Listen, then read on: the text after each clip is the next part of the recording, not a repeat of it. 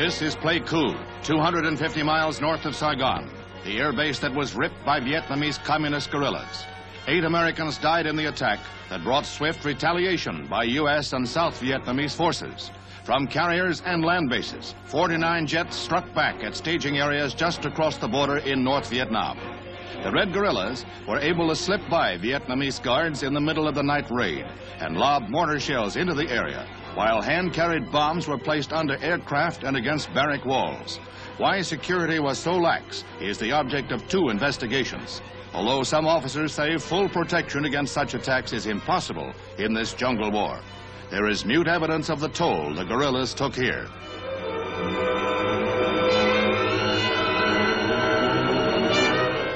First official word of the retaliatory attacks comes from Secretary of Defense Robert McNamara in a briefing for newsmen. The map shows the relative position of 3 carriers attached to the 7th Fleet, as well as the 3 U.S. bases that were hit by the Viet Cong. This is what followed. Immediately following the attack, U.S. representatives in Saigon met with representatives of the South Vietnamese government. They jointly agreed that joint retaliatory action was required. The President's approval of this action was given after the action was discussed with and recommended by the National Security Council at a meeting held between 7:45 p.m. and 9 p.m. last night. Mr. McNamara said that the raiding U.S. jets hit Dong Hoi Barracks, where most Red troops are equipped for their forays to the south. In the first raid, land-based planes were forced back by the weather, but the carrier jets completed their strike with the loss of 1 American plane. Later, photo reconnaissance flights proved that much of the staging area had been completely destroyed. The confrontation between the Reds and the West was the most critical since the Gulf of Tonkin incident last summer, when the U.S. replied just as swiftly to North Vietnam PT boat attacks.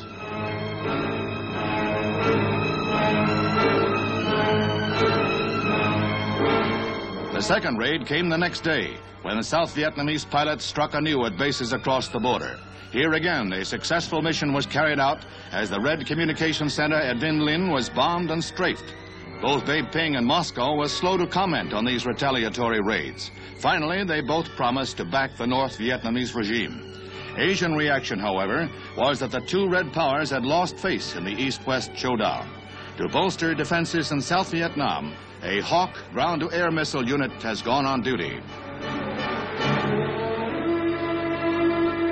Meanwhile, President Johnson's Special Assistant for Security Affairs, McGeorge Bundy, arrives at the scene of the Viet Cong raid. He was in Vietnam on a mission for the president when the attacks took place, and he holds a battlefront conference with Lieutenant General Con before returning to Washington. While he conferred with Vietnamese officials, the National Security Council was meeting in Washington. It was these meetings that brought the swift decision to strike back at the Viet Cong, to re-emphasize our resolve to continue to defend the cause of freedom in Southeast Asia. Before leaving for home, Mr. Bundy flew to the 8th Field Hospital to visit the men wounded in the guerrilla attack. 108 men were wounded, 79 of them seriously.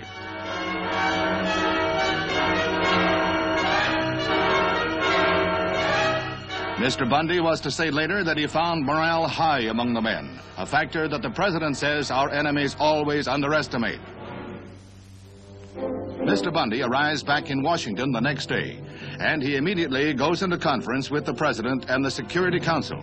He tells reporters that he found political and religious factions in Vietnam united in their belief that the Viet Cong is their common enemy.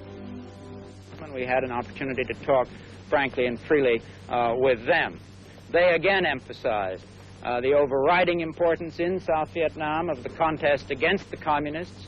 They emphasized, as the political leaders had done, the importance and their own dedication to, the importance of and their dedication to the task of forming a stable and effective political society under a stable and effective government in that country, a view which, of course, we share.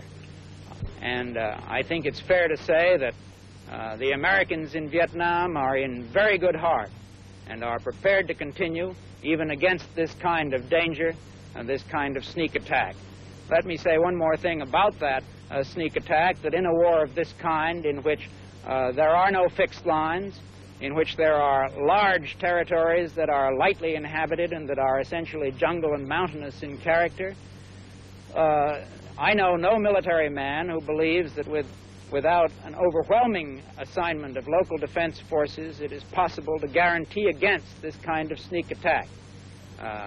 This is the sort of thing, and all Americans in the area know it, with which we simply have to contend while we prosecute in company with the government and people of South Vietnam a contest against communism, which is of the highest importance to our national interest.